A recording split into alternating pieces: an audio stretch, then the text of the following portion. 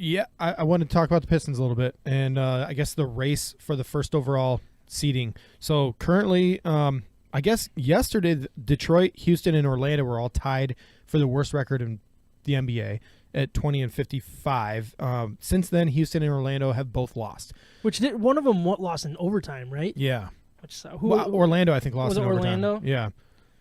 I think in the Heat or in the Rockets have been playing pretty well, but I guess where I wanted to go with this is more of talking about, like, we're almost to the season recap, and I feel like the last stretch here is important, and I'm kind of torn one way or another. So I want all the players to continue to develop. We have a starting lineup that includes Cade Cunningham, Marvin Bagley, Isaiah Stewart, Sadiq Bey, and I want all those guys to succeed and keep playing. And Killian Hayes is playing great off the bench lately. So, like, the team feels good. There's a difference. They're losing close games to, like, the Heat, some of the better teams in the league. Yeah. And they're really competitive right now. They crushed a team the other night, 20-plus points. That's the first time all season they've had a win like that too.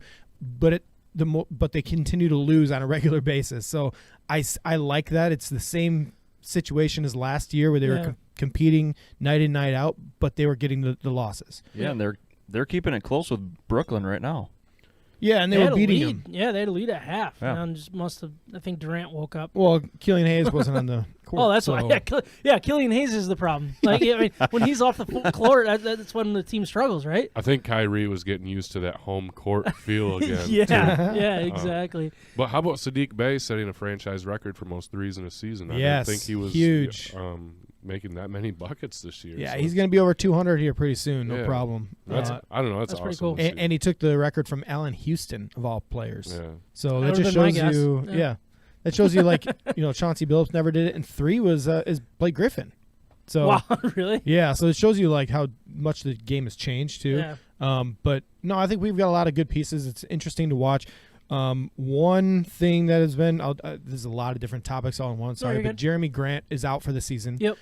So he had a strained calf the other night, and it was legit. It's not a phantom injury. It was legit, but they definitely shut him down for the whole season really quickly for a strained calf, I would say. Which is smart. Yeah, and especially they don't want to risk with the rumors anything. that we've been hearing. And so the offseason right now, there's a bunch of rumors that the Portland Trailblazers are extremely interested in Jeremy Grant because of his friendship with Damian Lillard and their interest to get him and maybe one other signing a free agent to try to compete again with Lillard because they know they have to in order to keep him. Yeah, otherwise he's going to walk. And now they have the Pelicans draft pick in order to try to get Jeremy Grant from the Pistons. So Pistons right now, I think it's a great opportunity to experiment with your team, see what you have with all these players without Jeremy Grant on the court, see how it looks long term.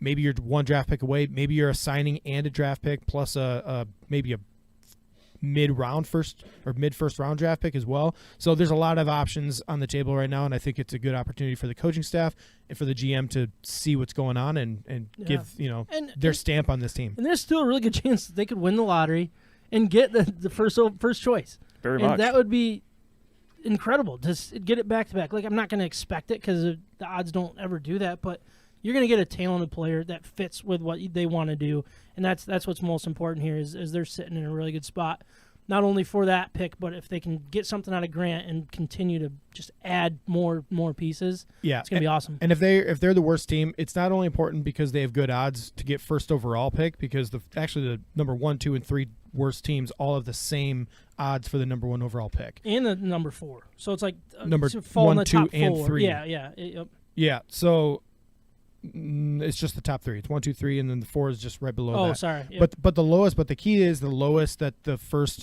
worst team in basketball can fall in the draft is 4th. They can only fall 3 spots maximum. So there is a reason that we want the worst record, I guess. Yeah, no, that makes sense.